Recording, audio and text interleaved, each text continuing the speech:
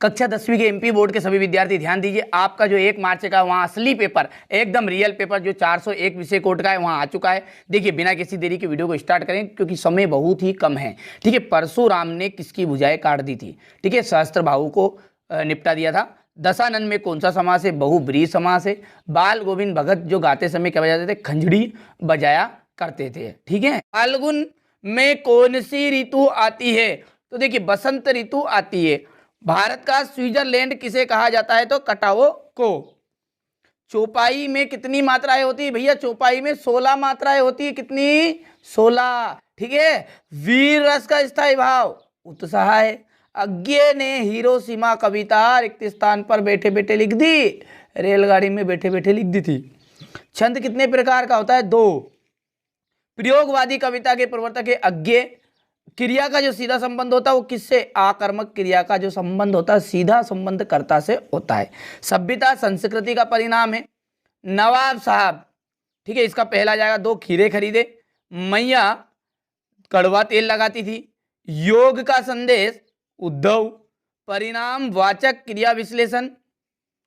ठीक है, ये इसका जाएगा क्रिया का परिणाम, क्रिया के परिणाम का बोध। श्रृंगार रस का स्थायी भाव सबको पता है रति होता है। और नेताजी की प्रतिमा कस्बे के चौराहे पर। ठीक है, चलिए इसके बाद है एक वाक्य में उत्तर। मैं थोड़ा सा जल्दी जल्दी कर रहा हूं क्योंकि आपके पास समय तो बहुत ही कम बचा हुआ है। रट डालिएगा, ठीक है, यही प्रश्न आने वाले हैं। और एक बात अच्छे से दिमाग में बिठाइएगा, यदि आपने मन में ऐसा विचार करके बैठे पेपर देने के लिए कि हमें सब कुछ आता है तो आप टॉपर बन जाओगे, अन्यथा कुछ भी नहीं कर पाओगे। ठीक है, तो मन में विचार ये लाना ही नहीं है कि हम कुछ नहीं कर सकते, ये विचार लाना है कि हमें सबसे ज़्यादा नंबर आएंगे। बाल गोविंद भगत क्या काम करते थे? खेतीबाड़ी का काम करते थे। गंतोक का अर्थ क्या है? पहाड़ है। शिव का धनुष किसने तोड़ा था? श्री राम ने। राम क्या कर रहा है? किस प्रकार का वाक्य है? प्रश्नवाचक। किस छंद में 24 मात्राएं होती? दोहा है। जिन शब्दों से होने या करने या होने का बोध होता है वो शब्द क्या कहलाते? क्रिया। जिस क्रिया का प्रभाव कर्म पर पड़ता है वो क्रिया कौन सी कहलाती है? साकर्मक क्रिया कहलाती है। मैं क्यों लिखता हूं? अज्ञे जी की रचना है, सत्ययोगी है। जे शंकर प्रसाद ने जो मधुर स्वप्न देखे थे वे पूरे हो गए थे, असत्य। बाल गोविंद भगत अपनी खेती की पैदावार सबसे पहले कबीर मठ में ले जाते थे, सत्य हो गया। वैसे मैंने यहाँ पर सत्य सत्य का टिक मार के कर दिए। फाल्गुन में ऐसा क्या होता है जो बाकी ऋतुओं में नहीं होता? ठीक है, बच्चे की दंतुरित मुस्कान का कवि के मन पर क्या प्रभाव पड़ता है? चलिए इसके बाद यहाँ पर देखिए क्वेश्चन नंबर 8 है। 2 प्रयोगवादी कवियों के नाम तथा उनकी एक एक रचना लिखिए। ठीक है, इसके बाद है सूरदास तथा नागार्जुन की काव्यगत विशेषताएं निम्नलिखित बिंदुओं पर बतानी है। 2 रचनाएं देनी है और 2 भाव पक्षी की विशेषताएं। ठीक है, चलिए इसके बाद में यहाँ से खंड काव्य की परिभाषा लिखते हुए एक खंड काव्य का नाम लिखिए। चौपाई छंद की परिभाषा उदाहरण सहित बताइए।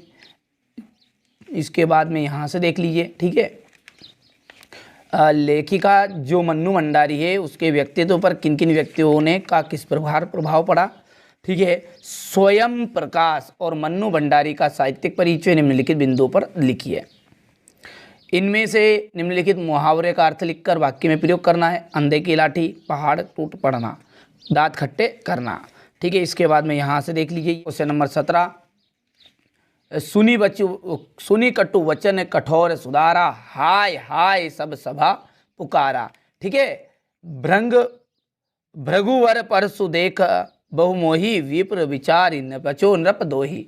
यानी कि ये जो देखिए इस तरह का संदर्भ प्रसंग यदि आता है और आपको परीक्षा में नहीं याद है तो आप थोड़ा सा उसके बारे में पढ़ोगे तो विचार करिए। देखिए इस लाइन को पढ़ते से क्या मन में विचार आ रहे हैं कि यहाँ पर जो संवाद है वो किसके ऊपर है। यहाँ से देखिए जब पढ़ोगे पूरा तो वहाँ से इतना तो समझ में जाएगा कौन से अध्याय से। तो ये आपका परशुराम संवाद है। ठीक है, तो इसमें आप लक्ष्मण जी ने जैसे ही भैया, ठीक है, अच्छे कड़क या फिर कटु वचन में परशुराम जी को से संवाद किया तो जो सभा थी पूरी हाय हाय करने लग गई थी। ठीक है, परशुराम जी ने अपना फरसा निकाल लिया था जिसके कारण सारी जो प्रजा है वो बचाओ बचाओ करने लग गई। इस तरह से आपको व्याख्या कर देनी है। ठीक है, इसके बाद देखिए बाल गोविंद भगत गाते समय, ठीक है, यहाँ पर देख लीजिएगा संदर्भ प्रश्न व्याख्या करनी है। यानी कि मेरा कहने का उद्देश्य यही है कि आपको कोई प्रश्न यदि नहीं आता है तो आपको घबराना नहीं है, उसके अकॉर्डिंग वहाँ पर आंसर बना देना है। ठीक है, यहाँ से देखिए यह पठित गद्यांश है, ये देख लीजिए। इसके बाद में यहाँ पर ये क्वेश्चन नंबर 22 है और ये अंतिम क्वेश्चन नंबर 23। तो ये मैंने आपको पूरा पेपर बता दिया है यहाँ पर, ठीक है। इस तरह के मैंने 4 पेपर बताए हैं आपको। चारों पेपर यदि आपने नहीं देखे तो डिस्क्रिप्शन में लिंक मिल जाएगी प्ले लिस्ट की, वहाँ से जाकर आप देख लीजिएगा और 75 से 75 नंबर पक्के कर लीजिएगा।